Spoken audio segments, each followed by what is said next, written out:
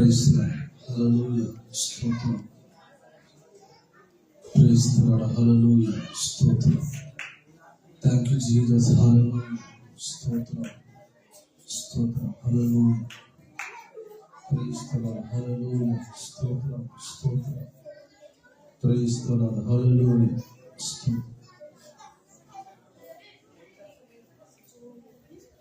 Praise హల్లెలూయా హల్లెలూయా.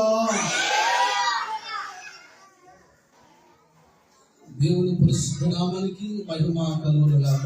ఆమేన్. హల్లెలూయా. మంచిది. ఈ అట్టి అవకాశము ప్రభుల వారు అందించినందుకు దేవునికి వందనాలు తెలియజేస్తున్నాను. అట్లాగే ప్రేమించి ఇలాంటి సమయాన్ని నాకు ఇచ్చిన దైవ సేవకులు ఆత్మీయ తండ్రికి వారికి వందనాలు తెలియజేస్తున్నాను. దేవునికి మహిమ. హల్లెలూయా. ఈ సెల్ఫ్ క్రిస్మస్ ఫోరంకి చిరచిన హలో అందరూ ఉన్నారా? సార్ హాయ్ చెప్పండి. ఈ సెల్ఫ్ క్రిస్మస్ ఫోరంకి చిరచిన భక్త సమూహం అందరికి, భక్త ప్రజలందరికీ మీ అందరికి వందనాలండి. అందరికీ వందనాలు.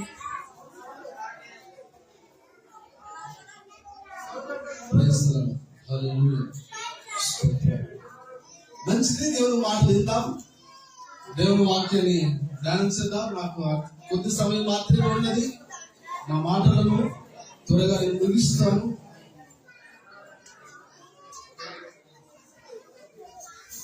స్తోత్రం. మంచిది. కొన్ని నిమిషాలు సైలెంట్గా ఉందాం. ముందర ఉన్న పిల్లలు కొంచెం ముందర ఉన్న పిల్లలు సైలెంట్ ప్లీజ్. మంచి వాక్యం చదువుకుందాం. మనకందరికి పరిచయం పడే దేవుని వాక్యం, మనకందరికీ పరిచయం పడే దేవుని వాక్యం చదువుకుందాం. లూకాసు వార్త 1వ అధ్యాయము. లూకాసు వార్త 1వ అధ్యాయం మనకందరికీ సుపరిచితమైన దేవుని వాక్యము. అందరం చదువుకుందాం రండి. 1వ అధ్యాయము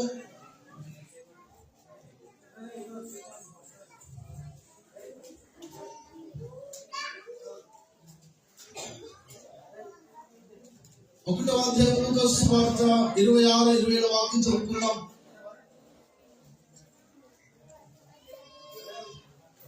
లూకాసు వార్త 1వ అధ్యాయము 27 వాక్యం చదువుకుందాం. దావీదు వంశస్థుడైన యోసేపును ఒక పురుషునికి ప్రధానము చేయబడిన కన్యక యొద్దకు దేవుని చేత పంపబడెను. ఆ కన్యక పేరు మరియా. దేవునికి స్తోత్రం. హల్లెలూయా. క్రిస్మస్ అంటేనే ఒక ఆనందం. క్రిస్మస్ అంటే ఒక మహా సంతోషం కదా. క్రిస్మస్ లో చాలా రకాలైన పాత్రలు కలిగిన వ్యక్తులు ఉన్నారు. క్రీస్తును కనులారా చూసినటువంటి వ్యక్తులు ఉన్నారు. క్రీస్తును దేవుని మందిరంలో కొనియాడే వ్యక్తులు దేవుని గ్రంథంలో వారు లిఖితములు అయ్యారు కదా. క్రిస్మస్ పాత్రలో ఎవరెవరు కనబడతారు? యేసు ప్రభుల వారు, తూర్పు దేశపు జ్ఞానుల వారు, గొర్రెల కాపరులను, ముఖ్యమైన వ్యక్తులు యోసేపు గారును, ప్రధానము చేయబడిన కన్యకైన మరియా కదా. అందరి గురించి ఈ వారంలో మనం చాలా దేవుని వాక్యాలు విన్నాం. అని ప్రభు ఒక మాటను నా మనసుకు తీసుకొచ్చారు. నేను కొన్ని మాటలు చెప్తాను, 1-2 మాటలు చెప్పిన త్వరగా ముగిస్తాను. మరియా అందరూ అనండి. మరియా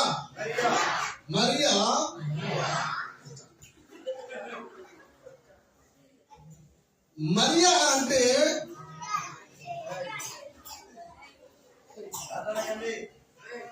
దేవుని సంఘానికి గుర్తు. మరియా అంటే దేనికి గుర్తు? దేవుని సంఘానికి గుర్తు. లూకా సువార్త 1:27 చెప్తున్నది, కన్యకైన మరియా మత్తయి సువార్త 1:27 చెప్తున్నది, యేసు అని పేరుకు రక్షకుడు అని అర్థం. యేసు అని పేరుకు రక్షకుడు. ఇప్పుడు రక్షకుడు అనే పదం మనం ఒక చేత పట్టుకొని మరొక చేత రక్షణ. యేసు అంటే రక్షణ అన్నది. యేసు అంటే రక్షణ. యేసు ప్రభు ఎక్కడ పుట్టారు? బెత్లెహేములో పుట్టారు. ఎక్కడ పుట్టారు? బెత్లెహేములో పుట్టారు. బెత్లెహేము అంటే దేవుని మందిరం. బెత్లెహేము అంటే దేవుని మందిరము. రూతు రాసిన గ్రంథం 1:2 చెప్తుంది, మీకు తెలియదు. మరియా అంటే దేవుని సంఘానికి గుర్తు. యేసు అంటే రక్షణకు గుర్తు. బెత్లెహేము అంటే దేవుని మందిరానికి గుర్తు. హల్లెలూయా, హల్లెలూయా. ఇప్పుడు నజరేతులో ఉన్న మరియమ్మ, యోసేపు అనే ఈ దంపతులకు ప్రభు అయిన యేసు అనగా రక్షకుడైన యేసు క్రీస్తు ప్రభు మరియా గర్భంలో పరిశుద్ధాత్మ ద్వారా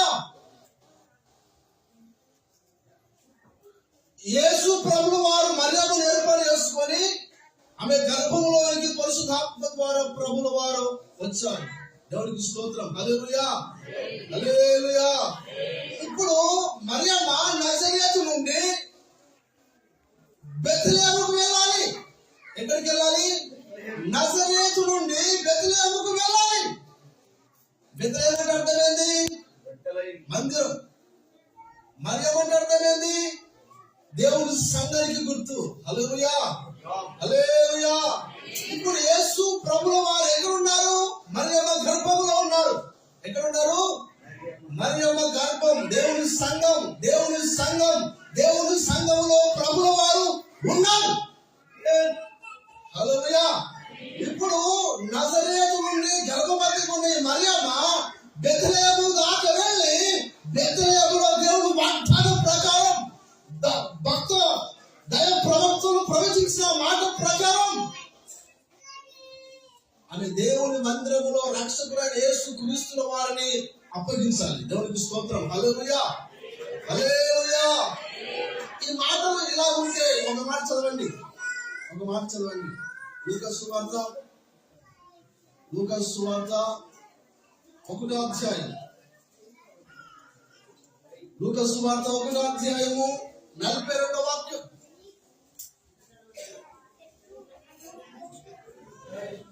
లూకా సువార్త, స్త్రీలలో నీవు ఆశీర్వదింపబడిన వాడవు. ఎలిజబెతు మరియమ్మ యొక్క వందనము వినగానే ఆమె గర్భములోని శిశువు గంతులు వేసెను. అంతటా ఎలిజబెతు పరిశుద్ధాత్మతో నిండుకొనినదై బిగ్గరగా ఇట్లా నేను స్త్రీలలో నీవు ఆశీర్వదింపబడిన దానవు. ఇప్పుడు ఎవరు నేర్చుంటారు? మరియమ్మ. ఎలిజబెతు గారు మరియమ్మ గురించి మాట్లాడుతున్నారు. పరిశుద్ధాత్మ పూర్ణురాలుగై పరిశుద్ధాత్మతో నింపబడిన ఎలిజబెతు గారు మరియమ్మ వందన వచనం వినగానే ఎలిజబెతు గర్భంలో ఉన్న యోహాను గారు గంతులు వేస్తున్నారు. ఎందుకంటే ఎలిజబెతు ఇంటికి రక్షకుడు వచ్చారు. హల్లెలూయా, హల్లెలూయా. అందుకే ఆ ఇద్దరు వ్యక్తులు నలుగురు ఉన్న వ్యక్తులు దేవుని సన్నిధిలో ఆత్మవశులై గంతులు వేస్తున్నారు.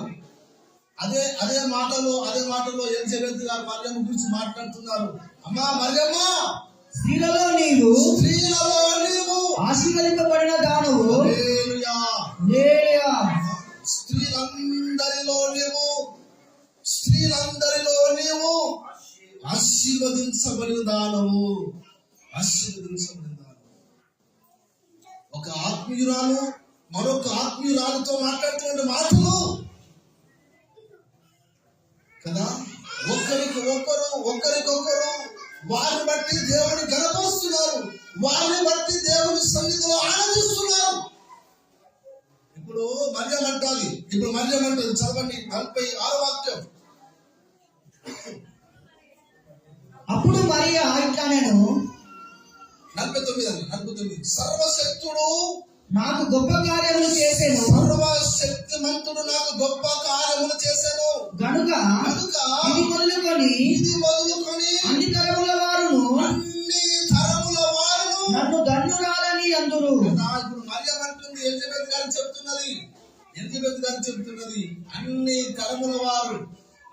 తరముల వారు కదా. ఆనాడు మొదలుకొని ఈనాడు వరకు మన పిత మహాలు ఎంతో మంది మరియమ్మ గురించి చెప్పుకుంటూ ఉండలేరు. ఏ సావుకురైనా యోసేపు గారి గురించి చెప్పుకుంటూ ఉండలేరు. కానీ మరియమ్మ గురించి అనేక తరముల వారు ఇక ముందున్న తరం ఆమెను గురించి చెప్తారు. ఏమని చెప్తారు? యేసు ప్రభుల వారికి తల్లి, యేసు ప్రభుల ప్రక్కన పెట్టి ఈమెను పూజించమని ఎవరు చెప్పరు. గ్రేట్ ఉమెన్ మరియమ్మ, మంచి తల్లి.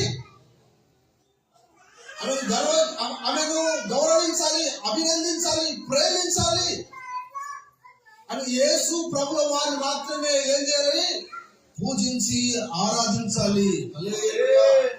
మరియమ్మ అంటుంది, అన్ని తరముల వారు ఆమెను ధన్యురాలని పిలుస్తారు. హల్లెలూయా. కొంచెం సైలెంట్ ప్లీజ్. కొన్ని నిమిషాలు ముగించేస్తారు. మరియమ్మ అంటే అర్థమైందని చెప్పాను, దేవుని సంఘం. యేసు ప్రభు అంటే రక్షణ. బెత్లెహేము అంటే మందిరం. నజరేతు నుండి బెత్లెహేముకి వెళ్ళింది. బెత్లెహేములో దేవుని సంఘమైన మరియమ్మ యేసు ప్రభుని ఆ ప్రజలందరికీ రక్షకుడిగా అనుగ్రహించింది. హల్లెలూయా. రండి ఒక మాట జ్ఞాపకం చేసుకున్నాం. రండి లూకాసు సువార్త 1వ అధ్యాయం.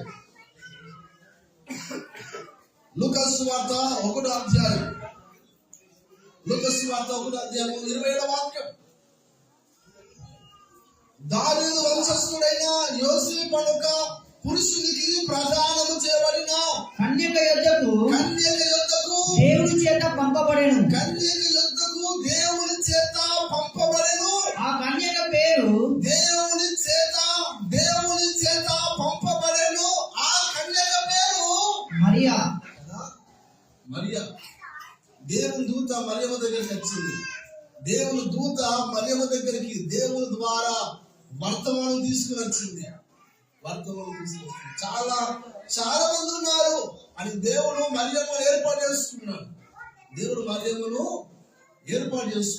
ఇప్పుడు అక్కడ ఒక మాట రాయబడింది, కన్యక అయిన మరియా. కన్యకలు చాలా మంది బైబిల్ ఉన్నారు. రిబ్కా చక్కనిది అని ఆది కాలంలో రాయబడింది. యొక్క కుమార్తె తన కన్యత్వం గురించి ప్రారంభించింది. విశేషాలు చాలా ఉన్నాయి. కన్యక అంటే పవిత్రురాలు. ఎందుక కన్యక అంటే అర్థమైంది? పవిత్రురాలు కదా. పరిశుద్ధత, పవిత్రత, మంచి గుణం కలిగిన వ్యక్తి మరియమ్మ. చదవండి మత్తయి సువార్త 1వ అధ్యాయం 18వ వాక్యం. మత్తయి సువార్త 1వ అధ్యాయం.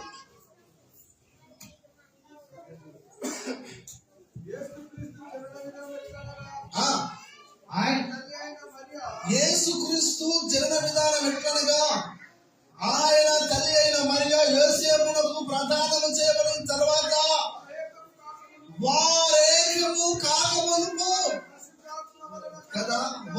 ఏకము కాకమునుపు ఇప్పుడు పురుషుడైన యోసేపుకు ప్రదానము చేయబడింది. ప్రదానం యూదుల ఆచారంలో చాలా గొప్పది. చాలా గొప్పది. వివాహముకు కొద్ది రోజులు సమీపంగా ఉన్నాయి అని వారిద్దరు మనసులు దేవుని ఆనుకొని ఉన్నాయి. వారిద్దరు మనసులు దేవుని ఆనుకొని ఉన్నాయి. వారు ఏకము కాకమునుపు పరిశుద్ధాత్మ దేవుడు మరియమ్మను ఏర్పాటు చేసుకున్నాడు. ఎందుకంటే మరియమ్మ మంచి ప్రార్థన యోధురాలు. మరియమ్మ ఎప్పుడు చూసినా దేవుడితో సంభాషణ చేసే వ్యక్తి. మరియమ్మ కాలున్న సమయంలో దేవుని దగ్గరికి వెళ్ళి ఆయన దగ్గర కూర్చుండి ఆయన మాటలు జ్ఞాపకం చేసుకునేది. దేవునికి స్తోత్రం, హల్లెలూయా. అందుకే ఆమె పవిత్రురాలు, ఆమె కన్యక. మన ప్రభు వారు కూడా జ్ఞాపకం చేస్తారు. రండి, ఎబ్రీయులకు రాసిన పత్రిక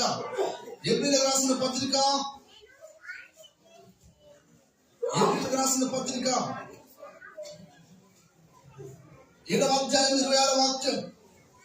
ఎబ్రీయులకు రాసిన పత్రిక 7వ అధ్యాయము 26వ వాక్యము. పవిత్రుడును నిర్దోషియు నిష్మలకుడును పాపులలో చేరక ప్రత్యేకముగా ఉన్నవాడును. మన ప్రభు ఎలాంటి వారట? పవిత్రుడు. పాపులలో చేరక ఆయన ప్రత్యేకముగా ఉన్న వ్యక్తి మన ప్రభుల వారు. హల్లెలూయా, హల్లెలూయా. సమరయులు, సదుకాయలు, పరిసయ్యులు ఒక చోటు ఉంటే మన ప్రభుల వారు ఇంకో చోటు ఉండి బోధ చేసేవాడు. వారికి దొరకకుండా వేరే దారి కొంటే వెళ్ళిపోయేవారు. ఆయన ప్రత్యేకమైన మార్గం, ఆయన ప్రత్యేకమైన జీవితం. అందుకే ఈ రోజున క్రైస్తవ జనం ఆయన కూర్చున్నట్టు ఆనందం, ఆయన కూర్చున్నట్టు సంతోషం. ఎందుకంటే ఆయన సపరేట్ లైఫ్, ఆయన జీవితం ప్రత్యేకమైనది. ఎందుకు తెలుసా? ఆయన పవిత్రుడు. మన జీవితంలో కూడా పవిత్రత చాలా అవసరమై ఉన్నది. పౌలు అంటాడు, చాలా రకాలైన మాటలు మాట్లాడతాడు. నేను పూర్వం హింసకుడను, దూషకుడను, కానీ ప్రభు కొరకు నిలబడిన తర్వాత ఆయనలో ఏది కూడా లోకంలో రాలేదు. ఆయన జీవితం ఒక ప్రత్యేకమైన జీవితం. దైవజనుడు పౌలు గారిది. పవిత్రతలో ఆయన పెట్టి కొలిస్తే ఇంత మాత్రం కూడా ఏమీ కనబడదు. పవిత్రత క్రైస్తవ జీవితానికి, క్రైస్తవ వ్యక్తికి చాలా ప్రాముఖ్యమైనది.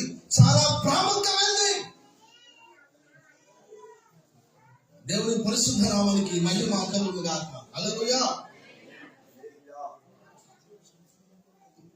లూకా సువార్త 1వ అధ్యాయం మాట చెప్పి ముగిస్తాను.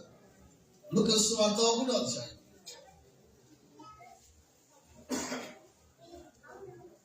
లూకా సువార్త 1వ అధ్యాయం 29-30. ఆమె ఆ మాటకు బహుగా తొందరపడి ఈ శుభవచనం ఏమిటో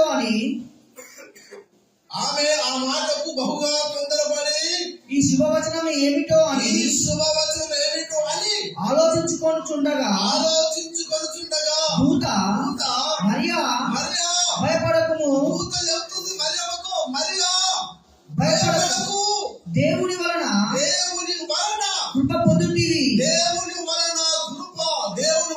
కృప పొందుతివి. ఇదిగో దేవునికి స్తోత్రం, హల్లెలూయా. మరియమ్మకు భయం బొగులు లేసింది. ఎందుకంటే దూత పరలోకం నుంచి దిగొచ్చింది మరియమ్మ దగ్గరికి. ఆ వర్తమానం చెప్పగానే కంగారు పడుతున్నది. ఎందుకంటే నేను ప్రధానం చేయబడింది కానీ నాకు వివాహం కాలేదు. ఇసంటి ఆలోచనలు ఆమె దగ్గర చాలా ఉన్నాయి. అవన్నీ చెప్పిన సమయం లేదు. కానీ అని దూత ధైర్యపరుస్తున్నది. దేవుని దూత ధైర్యపరుస్తుంది. ఒక పవిత్రుని దగ్గరికి మాత్రమే దేవుని వాక్యము, దేవుని దూత రాగలుగుతుంది. హల్లెలూయా. ఇప్పుడు మరియమ్మతో దేవునితో మాట్లాడుతున్నది. ఏం మాట్లాడుతుందంటే దేవుని వలన నీవు కృప పొందుతీవి.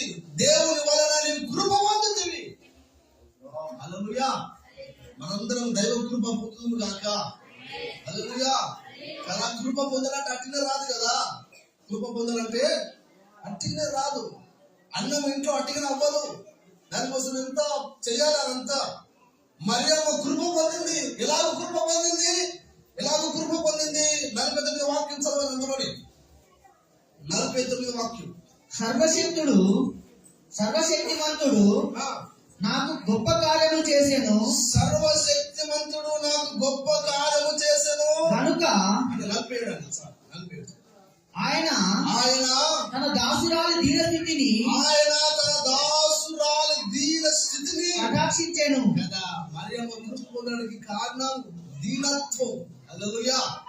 మరియమ్మ కృప పొందడానికి కారణం దీనత్వం. చెప్పింది చేస్తున్నట్లుగా మరియమ్మ దేవుని దూత ఏదైతే చెప్పిందో మరియమ్మ అదే చేసింది కదా. చెప్పింది వినడమే దీనత్వం, చెప్పింది చేయడమే.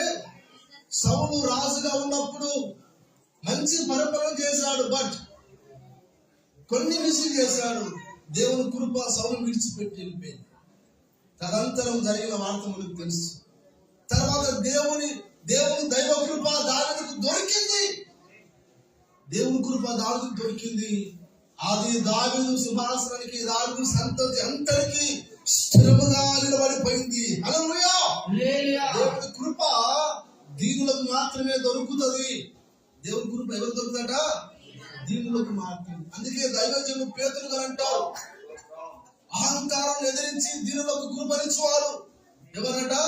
అహంకారం ఎదిరించి దేవుని మాటను ధిక్కరించే వారికి, దేవుని మాటకు లోబడని ప్రజలకు దేవుని కృప ఇవ్వడు, అలా ఎదిరిస్తాడు.